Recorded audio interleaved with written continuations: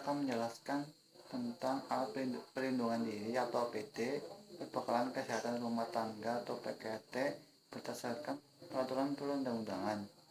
Yang pertama itu adalah safety helm, untuk melindungi kepala dari benda yang menjatuhi saat di tempat kerja. Cara penggunaan: 1. Pastikan helm pas dengan kepala Anda. Pastikan sesuai dengan standar.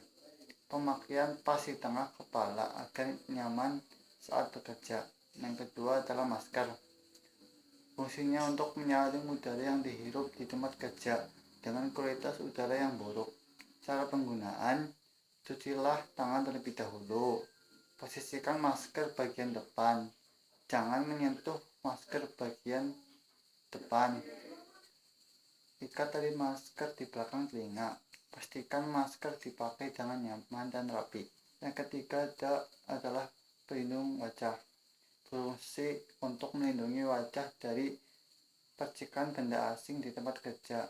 Cara penggunaan: atur pelindung wajah sesuai dengan kepala Anda dan pastikan nyaman saat digunakan. Yang keempat ada raincoat.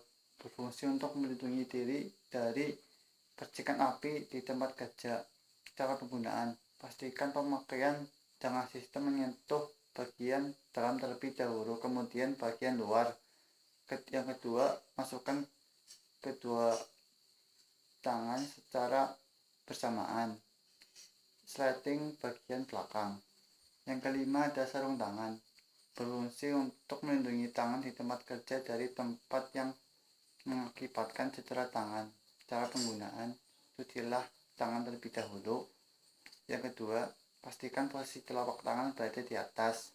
Yang ketiga, tarik ujung sarung tangan dan masukkan salah satu tangan ke dalam sarung tangan.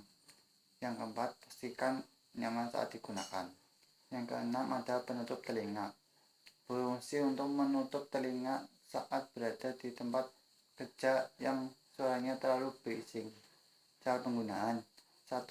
Tarik telinga, kemudian masukkan penutup telinga ke dalam telinga. Jangan terlalu menekan penutup telinga. Yang ketujuh, safety hose. Berfungsi untuk melindungi kaki dari kecelakaan fatal yang menimpa kaki seperti benda tajam, benda berat, maupun cairan kimia. Cara penggunaan: tentukan ukuran sepatu sesuai dengan ukuran Anda. Masukkan kaki secara bergantian. Pastikan penggunaan safety hose nyaman. Yang kedua ada perbekalan kesehatan rumah tangga atau PKRT yang dibagi menjadi 3. Yang pertama, kelas 1 dengan risiko rendah. Contohnya tisu dan kapas. Berfungsi untuk membersihkan luka dan kotoran. Yang kedua adalah kelas 2 dengan risiko sedang. Contohnya deterjen yang berfungsi untuk membersihkan pakaian. Yang ketiga, kelas 3 dengan risiko tinggi. Contohnya obat nyamuk yang berfungsi untuk membasmi nyamuk. Yang ketiga ada penggolongan obat sesuai dengan peraturan perundang-undangan. Yang pertama, obat bebas yang dapat dibeli di warung atau apotek. Contohnya paracetamol. Yang kedua ada obat bebas terbatas yang dapat dibeli di apotek. Contohnya bisolvon. Peraturan obat bebas terbatas dibagi menjadi 6, yaitu yang pertama adalah P1, awas obat keras, bacalah aturan pemakaiannya, contohnya Paramex.